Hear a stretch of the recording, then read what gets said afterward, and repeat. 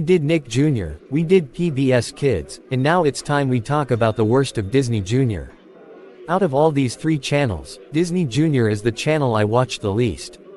And the reason for that is, well, the majority of the shows just didn't interest me. Even when I was a little kid. The only shows I remember watching were Mickey Mouse Clubhouse, Little Einsteins, and Jake and the Neverland Pirates. But I did manage to find the 5 worst shows. So let's begin. Junction is a rather strange show. It's about these animals that are cars for some reason, and they go around exploring their jungle. Really, the main problem with this show is the pacing. When you hear a show about cars, you'd normally expect a show with non-stop action and endless car crashes. Okay, maybe I went a bit overboard. No, but seriously, this show's pacing is really slow. For example, whenever a character comes across a sign, they would ask us, the viewer, questions like, what does this sign mean? Or, which way does this sign tell us to go? And they would spend 10 to 20 seconds dedicated to figuring out what the sign means. The other problem is that the characters are just forgettable, and they're all just the same. The only character I like was Toadhog, cause he's the only character I can relate to. But do you know what I think is the best asset of this show?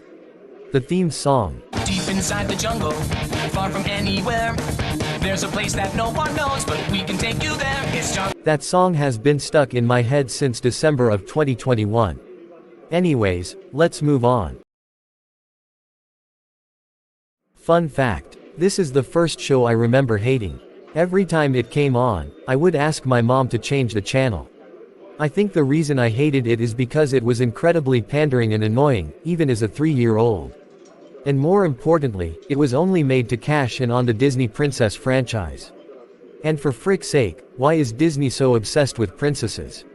According to Google, there are like 12 official Disney princesses. There's nothing wrong with appealing to girls, but this show tries so hard to appeal to the female crowd that it's just cringeworthy. Let's move on. I know this isn't technically a real show, it's more of a short show that would air during commercial time. But honestly, as long as it aired on Disney Jr., and it's terrible, it's allowed on this list. You probably never heard of this show. And that's because most of the episodes are lost media. Every episode of Captain Carlos is basically the same.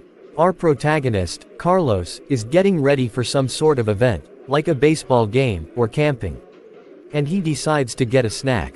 He wants to eat the healthy food, but her little sister Maria tries to convince Carlos to eat the unhealthy snacks. Then the narrator teaches us what happens when we choose junk food over healthy snacks. Carlos eventually decides to eat the healthy food. Then, out of nowhere, he turns into a superhero named Captain Carlos. Despite the fact that he never did anything heroic. I give them credit for trying to teach kids to be more healthy, I'm working on it myself.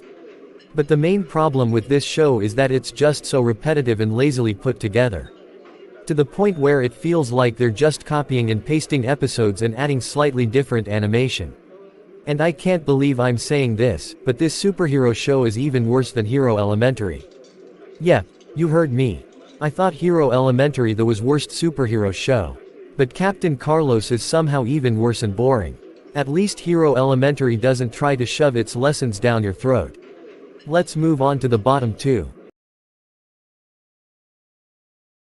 Disney saw the success of Paw Patrol, and said, hey guys, Nick Jr. made a show about dogs going on missions, so why can't we?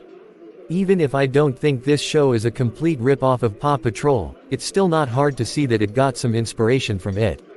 Like Paw Patrol, the plots are cliché, and the characters have nothing interesting to their personality.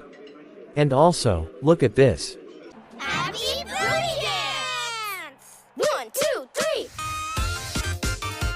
Happy Booty, happy Booty, do the Happy Booty Dance. I love to shake my little puppy body. Yeah, I'm not sure that dogs twerking is appropriate for the 2 to 6 demographic. And do you know what the saddest part is? These types of shows get really popular, and most of them are still going. God, it's so hard to find good kid shows nowadays. I miss the days of Dora the Explorer, Bubble Guppies, and the Backyardigans. Now before we get into number 1, let's go through some honorable mentions.